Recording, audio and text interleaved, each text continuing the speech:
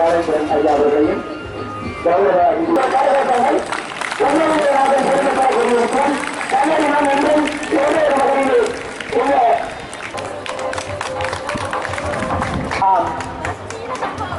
குழு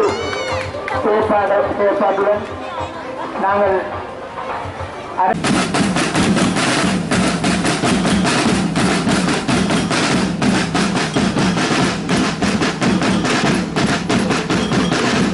தமிழ் தேசிய கூட்டமைப்பிலே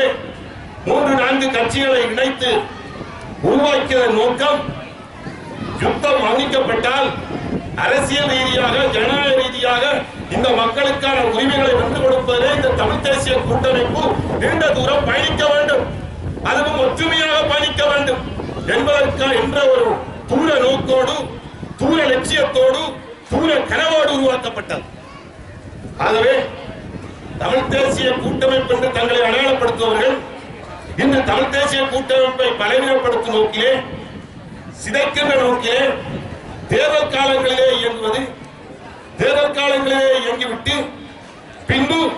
தமிழ் தேசிய கூட்டமைப்புக்கு இருந்து கொண்டே குறிப்பிட்ட தங்கள் சார்ந்த கட்சியை வளர்ப்பதற்காக ஏனைய கட்சிகளை பிரித்து பார்க்கின்ற நிலைமை, ஏனையவர்களை உள்ளோங்காமல் வெளியே செல்லுங்கள் என்று சொல்லுகின்ற நிலைமையை பார்க்கிறோம். நாம் எமக்குள்ளே கருத்து முரண்பாடு இருந்தாலும், எமக்குள்ளே சில பிரச்சனைகள் இருந்தாலும், நாம் எல்லாம் ஒருதாய் பெற்ற குழந்தைகள் என்ற அந்த உயரிய சிந்தனையோடு நாம் பயணிக்க வேண்டும். அந்த உயரிய சிந்தனை தான் என் மக்களுக்கான ஒரு சிறந்த விடிவை, ஒரு சிறந்த எதிர்காலத்தை பெற்றுத்தரும்.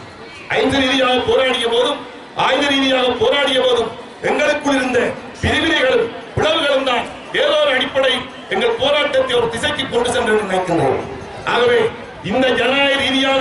அரசியல் ரீதியான பாதிக்கப்பட்ட, அழிக்கப்பட்ட, ஒழிக்கப்பட்ட, காணாமல் போக செய்யப்பட்ட எங்கள் மக்களுக்கான ஒரு சிறந்த தீர்வை பெற்றுக் கொடுப்பதற்கு நாங்கள் பயணிக்கின்ற இந்த பாதையிலே, இந்த கடின பாதையிலே நாங்கள் எல்லோரும் ஒன்றிணைந்து ஒற்றுமையாக ஒருமித்த சிந்தனையோடு பயணித்தோமானால் நிச்சயமாக இந்த நாட்டிலே ஏனைய சமூகங்களுக்கு இணையான சமூகமாக நமது சமூகம்